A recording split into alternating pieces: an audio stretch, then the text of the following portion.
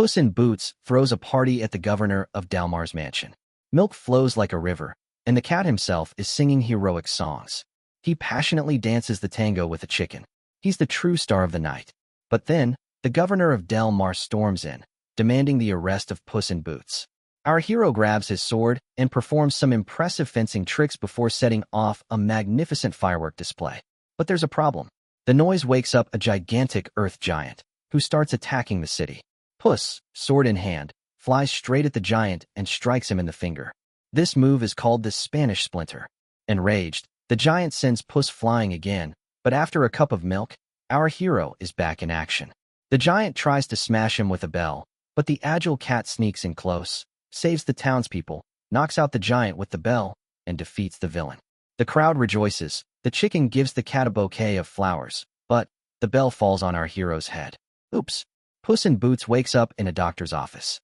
The doctor checks the cat's reflexes, suggests leeches, and casually mentions that Puss is dead. But cats have 9 lives. Puss starts counting how many times he's already died. A bull attack in a bullfight, vicious dogs at a casino, falling off a massive clock tower, getting hit by a barbell, shot out of a cannon, seafood allergy, a fire during cooking, and today's bell. That makes 8 lives left.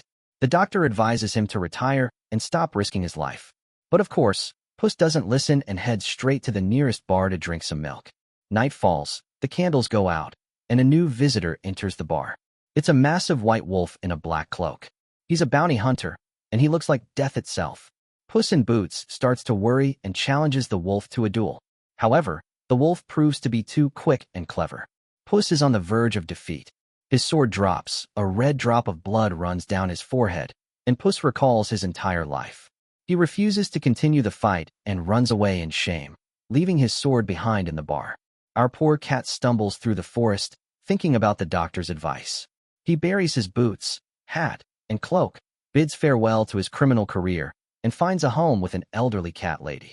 Mama Luna's house is home to hundreds of cats. Our hero is bathed, put into blue socks, and called Baby. From then on, he's a house pet. Puss in Boots does not enjoy this new life. He has to use a litter box and eat cat food. How horrible. Days pass, and little by little, he starts adjusting to this life, even growing a beard. One day, he meets Perito, a cheerful dog disguised as a cat. He lives under the porch and pretends to be a cat to get food. Perito asks Puss to scratch his belly. At that moment, shadows approach the house. Goldilocks bursts in with 3 bears. They take the housekeeper hostage and search for Puss in Boots. But instead, they find only hundreds of house cats. Among them is our hero, but he's unrecognizable without his hat and boots, and with a huge beard. The bears go outside and find a hole where Puss's clothes are buried. They conclude that Puss is no longer alive. This is a problem because they wanted to hire Puss in Boots to steal a map marked with the Star of Wishes. According to legend, the Star of Wishes can grant any wish. Our hero learns that tonight, the map will be delivered to Big Jack Horner, the owner of a family bakery who collects magical items and dreams of controlling all the magic in the world. Wanting to restore his lost lives using the Star of Wishes, Puss asks Perito to dig up his clothes from the hole. He dresses up and still looks ridiculous, with a beard and no sword.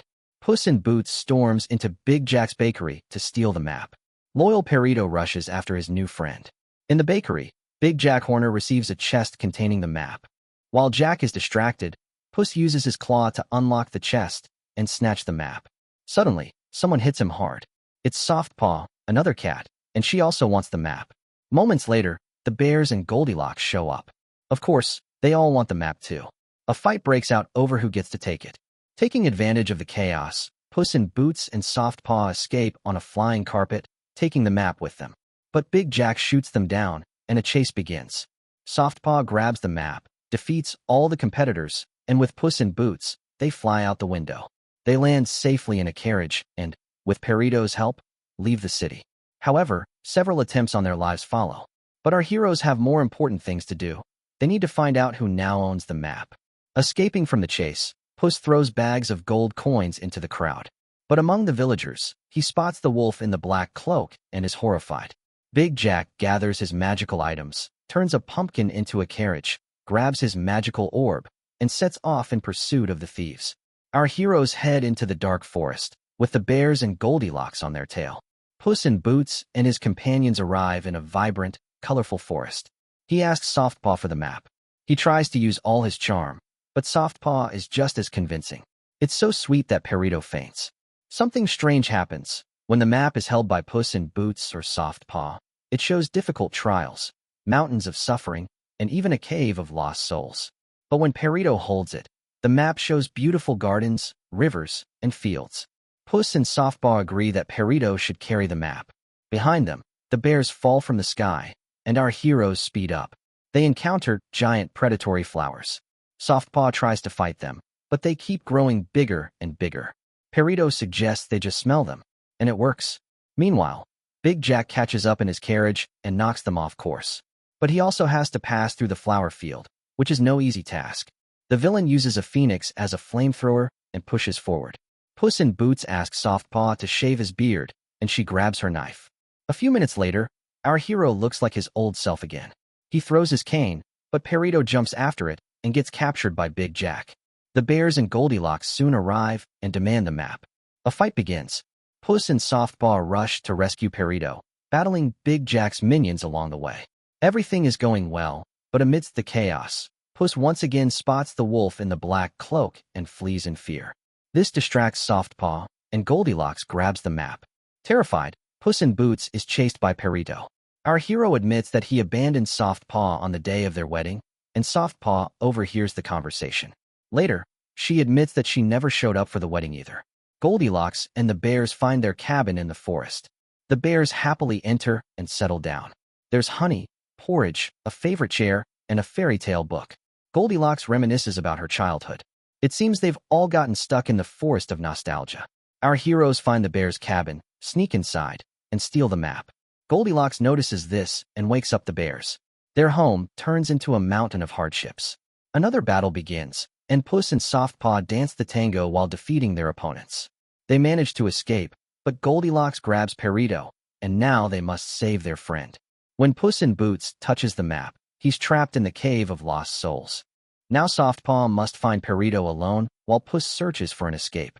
Meanwhile, Goldilocks argues with the bears, wanting a human family.